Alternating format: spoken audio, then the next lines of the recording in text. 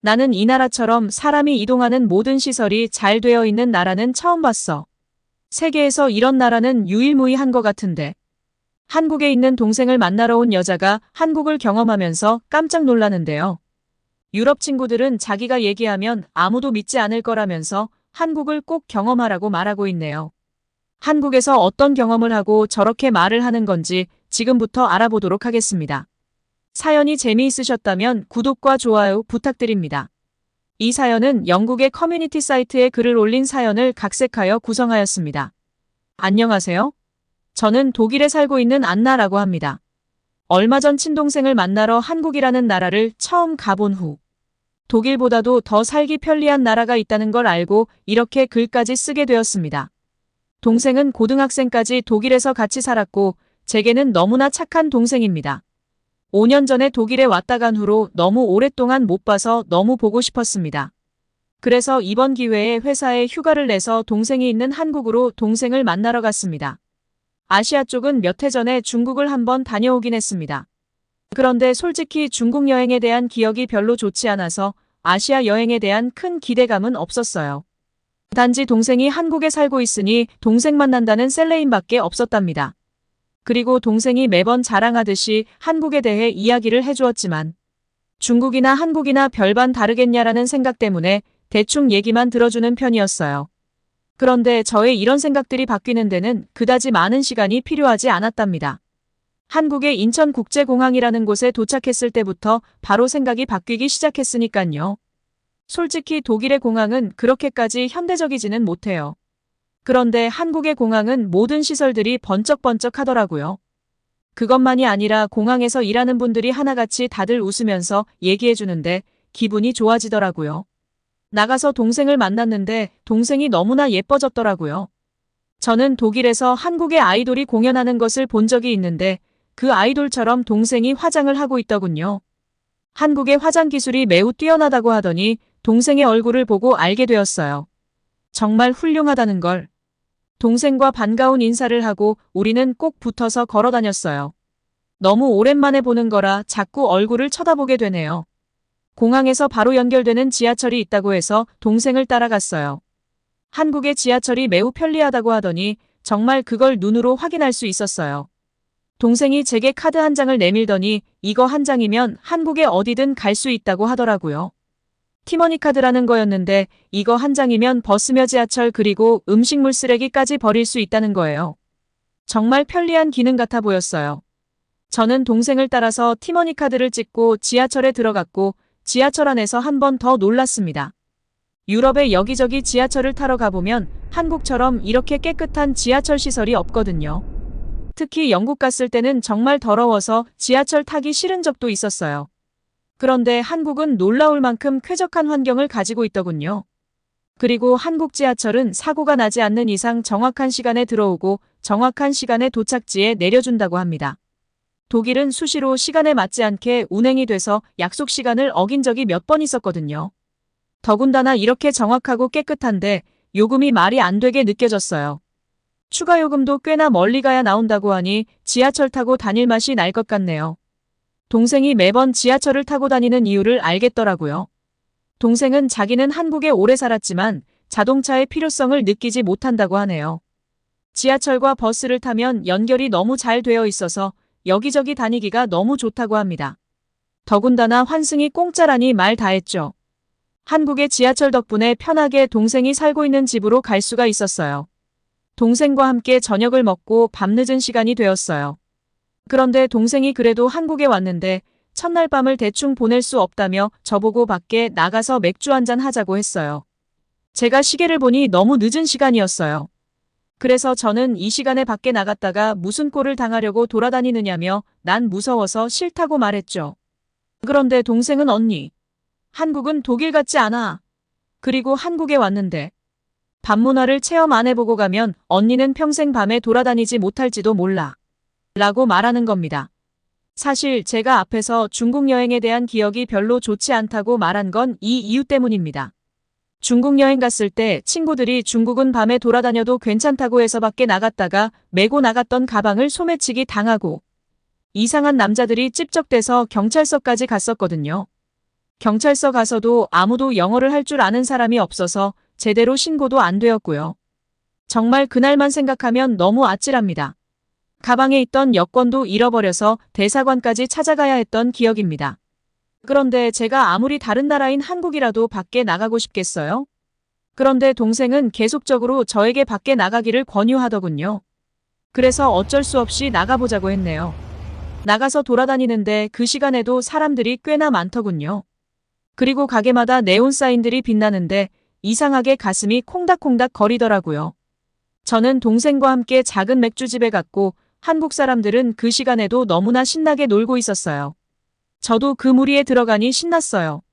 동생과 함께 신나는 음악도 듣고 맥주도 마시고 그동안 밀린 얘기도 많이 하면서 시간을 보냈답니다. 그리고는 나와서 집에 가는데 길거리에 여자들 혼자서도 잘 다니는 게 저는 신기해 보였습니다. 동생에게 저렇게 여자 혼자 돌아다녀도 여기는 괜찮아? 라고 물으니 동생은 지난 몇 년 동안 밤에 그렇게 돌아다녔는데 한 번도 해코지 당한 적이 없다네요. 솔직히 내가 나고 자란 독일에서도 이렇게는 못하거든요. 동생에게 너는 험한 일 당한 적 없어? 라고 물으니 동생은 한국에서 이런 적은 있었다네요. 한 번 남자가 접근한 적은 있었고 동생에게 전화번호를 물어봤대요. 쑥스럽게 다가와서는 너무 예뻐서 전화번호가 알고 싶다고 했대요. 그런데 동생은 전화번호 주기가 좀 그래서 거절했더니 웃으면서 다시 갈 길을 갔다고 하네요. 결론은 동생이 자기 헌팅당했다는 자랑이었네요. 그런 일 외에는 한 번도 이상한 일을 경험한 적은 없다고 하네요. 밤거리가 이렇게 안전한 나라가 또 있을까 싶네요. 저는 동생과 함께 공원 산책까지 마치고 집으로 들어갔답니다. 한국에 있는 동안 종종 밤거리를 즐겨봐야겠다고 생각했고 몇 번 더 밤에 나가서 동생과 함께 신나는 시간을 보냈었어요. 다음 날이 되었고 동생은 저를 위해 자동차를 렌트해왔어요. 자기도 가끔 여행 가고 싶을 때 렌트카로 돌아다닌다고 하네요. 동생은 저를 데리고 한국 여행을 실컷 시켜주겠다며 차까지 빌렸어요. 너무 착한 동생입니다. 동생은 나름 괜찮은 회사에서 일을 해서 급여도 꽤 괜찮다고 하더라고요. 그런데 차를 안 사는 이유는 한국의 대중교통이 너무 좋아서 굳이 여행 갈 때 빼고는 쓸 일이 없다고 자동차 구입을 안 했다고 합니다. 동생이 렌트해온 차량은 한국의 기아에서 나온 차였어요. 저는 한국 자동차는 처음 타봤는데 실내가 너무 좋더라고요. 동생에게 이건 어느 나라 차냐고 물었더니 한국은 독일만큼 자동차 강국이라고 하더라고요.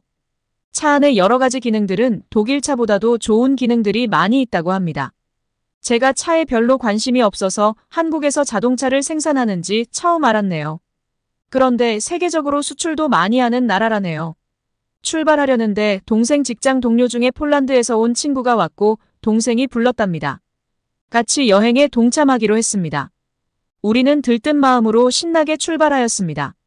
동생이 언제 이렇게 운전도 배워서 다른 나라에서 운전하는 모습을 보니 기특하더라고요. 한참을 달려가는데 고속도로가 시작되는 부분에서 정차를 하지 않고 그냥 바로 지나쳐 갔어요. 저는 깜짝 놀래서 동생에게 여기 돈 내고 지나가는 곳 아니냐고 물으니 동생은 하이패스 시스템이라고 그냥 지나가면 아까 내가 차에 꽂은 카드에서 자동 정산이 돼서 결제가 되는 시스템이라고 하더군요. 너무 신기했어요. 그랬더니 폴란드 친구가 독일은 기술이 좋은 나라인데 이런 시스템이 없냐고 묻더라고요. 독일은 기술이 좋은 나라인 거는 맞지만 뭐 일 하나 벌리는데 아주 오랜 시간이 걸리고 보수적인 국가라 그렇게 빠르게 일들이 처리가 안 된다고 말해주었어요. 폴란드도 하이패스 시스템이 있다는데 한국만큼 편하게 되어 있지는 않다고 하네요. 독일은 무료 도로가 많긴 하지만 그게 다 세금으로 만든 거라서 무료 도로인 대신에 수입의 40에서 50%를 세금으로 냅니다. 복지가 좋은데 반해 세금이 너무 세서 먹고 살기가 쉽지 않습니다.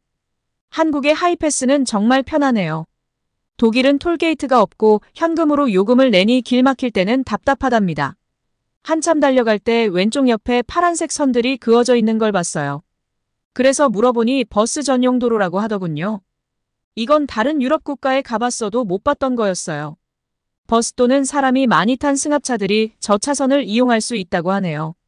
길 막힐 때는 대중교통을 이용해서 여행하는 게 어쩜 더 좋을지도 모르겠다는 생각이 들었어요. 오늘은 평일이고 차들이 많지 않아 다행이지만 주말에 차 막힐 때는 저 도로로 가는 버스들이 정말 부럽다고 하더군요. 한국은 대중교통을 정말 이용하기 좋게 시스템을 갖춘 나라인 것 같네요. 고속도로를 지나갈 때마다 보이는 졸음쉼터라는 곳이 있었어요. 운전하다가 피곤해서 졸린 사람들이 쉬어가는 곳이라고 하네요. 우리도 한참 가다가 동생이 좀 쉬자고 해서 들어가 보았어요. 화장실을 들렸다가 나왔는데 한쪽에 졸음을 확 깨는 얼음 생수라는 게 있었어요. 돈을 내고 마시는 것도 아니고 그냥 얼음 생수를 공짜로 가져갈 수 있게 해놓았더라고요. 이런 건 참 괜찮은 복지인 것 같네요. 잠이 확 깨게 동생에게 하나 가져다 주었어요. 시원하니 좋더군요. 잠도 깨고 화장실도 갔다가 올 수 있어서 간이 쉼터가 아주 유용하게 느껴졌습니다. 다시 출발을 하였고 한참을 달려가다가 동생이 출출하니 휴게소에 들려서 간단하게 음식을 먹고 가자고 했어요. 휴게소가 다가오니 오른쪽 차선에 분홍색의 선이 보였어요.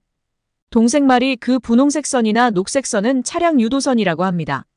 휴게소로 들어갈 차량들은 그 선을 따라가면 된다는 뜻이라네요. 이건 어디서도 본 적이 없는 거라 신기했어요. 이건 참 아이디어가 좋은 것 같습니다. 안전하게 휴게소로 들어갈 수도 있고요. 휴게소에 들어갔는데 솔직히 너무 놀랐어요.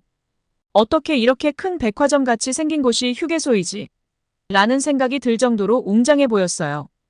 독일은 간단하게 주유할 수 있고 조그마한 가게가 있는 휴게소들이 대부분이거든요. 몇몇 큰 휴게소가 있긴 하지만 한국처럼 곳곳에 이런 휴게소들이 있진 않아요. 더군다나 중국에 갔을 때가 생각이 났어요. 중국에서 고속도로를 탄 적이 있었는데 중국에는 휴게소도 많지 않을 뿐더러 화장실만이라도 쓸 수 있는 곳이 없어서 엄청 힘들었어요. 한 번은 한참 달리다가 중국 기사분이 허허벌판에 차를 세우고서는 용변을 보고 오라고 한 적이 있어요. 저는 너무 황당했었죠. 화장실이 있는지 알았는데 그냥 숲에 들어가서 볼일을 보고 오라는 거였어요. 그때 저희를 안내하던 사람이 숲에 들어갈 때는 뭐를 밟을 수 있으니 조심해서 들어갔다 오라고 얘기하는데 정말 미치겠더라고요. 저는 도저히 갈 수가 없어서 다음 휴게소까지 참았다가 정말 죽을 뻔했네요. 한국처럼 이렇게 군데군데 시설을 갖추고 있으면 얼마나 좋았을까요? 그리고 깜짝 놀라지 마세요. 한국의 휴게소 화장실은 돈을 안 내고 화장지도 안 사고 갈 수 있는 무료라는 거예요. 유럽 사람들은 도무지 이해가 안 가죠. 이렇게 깨끗하고 화장지도 비치되어 있는데 공짜라니요. 제 상식에서는 이건 말도 안 되는 거죠. 휴게소 수입이 꽤 좋은가 봐요. 이런 걸 다 공짜로 쓰게 해주니 말이에요. 저는 화장실도 공짜로 써서 이 휴게소에서 꼭 소비를 해줘야겠다는 생각까지 했어요. 너무 고마워서요. 동생이 한국 휴게소는 먹거리들로 매우 유명하다고 했어요. 그래서 여기저기 돌아보면서 먹을거리를 찾아봤어요. 동생이 추천을 해준 걸 먹어보기로 하고 음식을 주문했어요. 음식을 주문하는 것도 참 스마트하더군요. 키오스크라는 시스템이 있어서 사람에게 말을 안 해도 전자로 주문이 되었어요. 매우 편리했어요. 동생은 제게 소떡소떡이라는 음식을 먹어보라고 했고 떡볶이 그리고 회오리 감자도 먹어보라네요. 음식을 사서 식당 안으로 들어갔고 동생이 라면도 시켜주었어요. 떡볶이를 먹고 매우면 회오리 감자를 먹어보라고 해서 그렇게 먹었더니 조합이 너무 잘 맞았어요. 그런데 너무 중독성이 있어서 한 번 더 사 먹어버렸네요. 한국에는 이렇게 맛있는 음식들이 많은데 살찐 한국인들이 별로 없는 게 신기하네요. 저는 한국에 살면 10kg은 그냥 찌겠는데요. 마지막으로 라면이라는 게 나와서 먹어봤는데 처음에는 좀 맵다고 느꼈다가 결국엔 국물까지 마셔버리고 있는 저를 발견하게 되었어요. 제가 이렇게 매운 걸 잘 먹는 사람인 줄 처음 알았어요. 그래도 맵긴 매웠어요. 동생이 나가면서 매운 걸 먹었으니 입을 좀 진정시키려면 이걸 먹으면 된다면서 호두과자라는 걸 또 사오네요. 몇 개 집어먹었더니 정말 매운기가 없어지기 시작했어요. 결국엔 앉은 자리에서 호두과자도 다 먹어버렸습니다. 제 입맛이 한국 입맛이랑 맞나 봅니다. 동생이 한국 휴게소를 경험하는 건 정말 중요하다고 한 이유를 알겠네요. 우리는 배를 꽉꽉 채우고 다시 차를 움직여서 목적지로 향했습니다. 우리가 도착한 곳은 경주라는 한국의 역사가 깊은 도시였습니다. 옛날 신라라는 나라의 왕들이 잠자고 있는 왕릉이 여러 개 보였고 고즈넉한 옛날 건물들도 많이 보였어요. 우리 독일 사람들은 다른 나라의 역사에 관심이 많은 사람들이 꽤 있습니다. 저도 다른 나라를 가게 되면 꼭 그 나라의 역사에 관심을 갖고 생각해보는 여행을 좋아한답니다. 경주에 와서 보니 진정한 한국을 느낄 수 있는 것 같았습니다. 눈도 즐겁고 코도 즐거웠어요. 한국이라는 나라의 냄새가 나는 것 같았어요. 특히 코가 즐거웠던 게 편백나무 숲이었어요. 우리는 그곳 트레킹 코스를 걸었는데 코가 너무 즐거웠답니다. 피톤치드의 향이 코끝을 자극하는데 너무 좋더라고요. 그리고는 첨성대라는 곳을 가보았는데 동양에서 가장 오래된 천문 관측대라고 써 있었어요. 1400년이나 된 관측대더군요. 첨성대 안에 들어가서 보고 싶을 만큼 신기했어요. 밤에 와보면 더 멋지다고 하는데 저녁 늦게 한번 다시 와 봐야겠네요. 그렇게 생각하고는 저녁에 나가봤는데 정말 멋진 야경이 펼쳐졌었어요. 사진을 많이 찍어놔서 지금도 가끔 사진 보면서 그때를 떠올리곤 한답니다. 서울에서는 한국의 발전된 모습을 실컷 보면서 한국인들의 바쁜 일상들을 보았고, 경주에 가서는 한국의 역사에 대해서 한 번 더 생각해보게 되는 시간이었어요. 동생은 지금도 입버릇처럼 한국에 살다 보니 이제 독일에 가서는 불편해서 못 살 것 같다는 말을 많이 해요. 제가 직접 경험해보니 맞는 말이라고 생각했습니다. 그리고 일처리들이 어찌나 빠르게 해주는지 한국인들의 삶의 열정은 대단해 보였습니다. 이런 한국인들의 성실근면함을 저는 직접 눈으로 보고 많은 반성을 했답니다. 독일에 가면 저는 더 열심히 살겠노라라고 다짐하게 된 계기가 한국인들 때문이랍니다. 이렇게 열정적인 마음으로 사람들이 살아간다면 이 나라의 발전의 끝이 어디일지 아무도 모를 것 같습니다. 무궁무진하게 발전될 것 같은 미래의 한국이 보이네요. 독일도 지금처럼 너무 보수적인 면으로 새로운 걸 받아들이지 못하는 건 좀 아닌 것 같다는 생각이 들었어요. 빠르게 변하는 국제사회를 잘 보면서 좀 더 발전하는 계기를 마련해야 할 것 같네요. 제 얘기 끝까지 읽어주셔서 감사합니다. 여러분 독일의 안나 씨의 이야기 어떻게 보셨나요? 안나 씨가 한국을 제대로 경험하고 느끼고 간 것 같아서 기분이 좋네요. 한국의 고속도로를 제대로 경험한 것 같네요. 감동오락관은 여러분의 감동적이고 가슴 따뜻한 사연을 기다리고 있습니다. 구독과 좋아요는 무료이니 마음껏 눌러주세요. 여러분들의 소중한 사연을 제보해 주실 분들이 있다면 댓글이나 메일로 남겨주시면 이야기로 만들어드리겠습니다.